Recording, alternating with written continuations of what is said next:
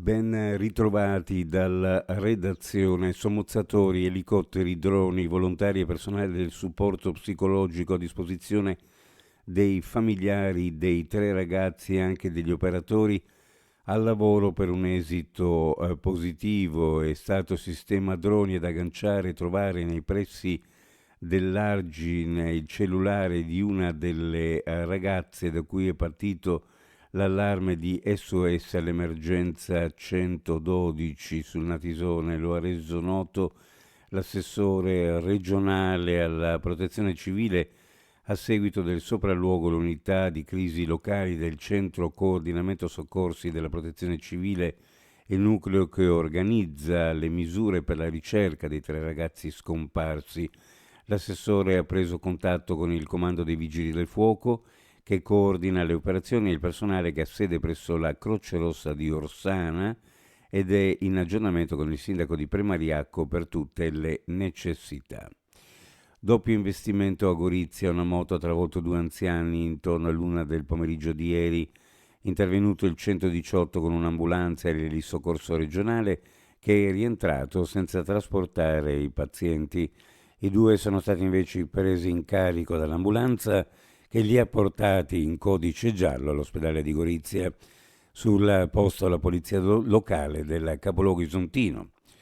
Cambiamo argomento: un presidio contro le navi da crociera e il turismo mordi e fuggi in collaborazione con una rete internazionale per chiedere il progressivo stop a questo modello turistico né qui né altrove, poiché è considerato non sostenibile e altamente impattante per l'ambiente, in quanto una sola di queste città galleggianti inquina più di tutto il traffico veicolare di Trieste.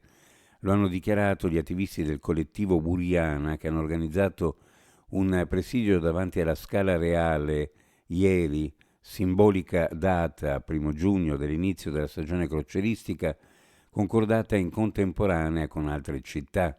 Gli attivisti di Buriana sono infatti in contatto con la ECAN, European Cruise Activist Network, una rete di militanti attivi anche in altre città d'Europa, tra cui Venezia, Barcellona e Marsiglia, che coordinano proteste chiedendo la riduzione fino ad arrivare allo zero del turismo portato dalle navi bianche. Il riconoscimento dell'Oscar del cicloturismo italiano alla ciclovia pedemontana dimostra la qualità dell'offerta che il Friuli Venezia Giulia è in grado di mettere in campo sia dal punto di vista dell'accoglienza e dei servizi al turista, sia sotto il profilo della segnaletica e della viabilità. E grazie a questo connubio e al lungimirante lavoro di costante promozione e potenziamento delle strutture svolto negli ultimi anni, se la Regione può vantare uno dei percorsi ciclabili più belli d'Italia, che da Sacile a Gorizia attraversa riserve naturali, antichi borghi medievali e pregiate aree vitivinicole. È il commento del governatore della Regione in merito all'assegnazione al Friuli Venezia Giulia del premio 2024 per la migliore ciclovia d'Italia. La Regione infatti verrà premiata a Lucca durante la 9ª edizione del Green Road Award, l'Oscar italiano del cicloturismo per la ciclovia pedemontana. Uno sguardo alle previsioni meteorologiche per la giornata: sulla costa cielo poco nuvoloso, sulla pianura e in montagna variabile, il tempo in genere più soleggiato al mattino, mentre nel pomeriggio probabili rovesci sparsi e qualche temporale, venti di brezza. Temperature minime in pianura fra 11 e 14, le massime fra 24 e 26 gradi, sulla costa minime fra 15 e 18, le massime fra 21 e 23 gradi centigradi. Previsioni a cura di ARPA e FVG Meteo.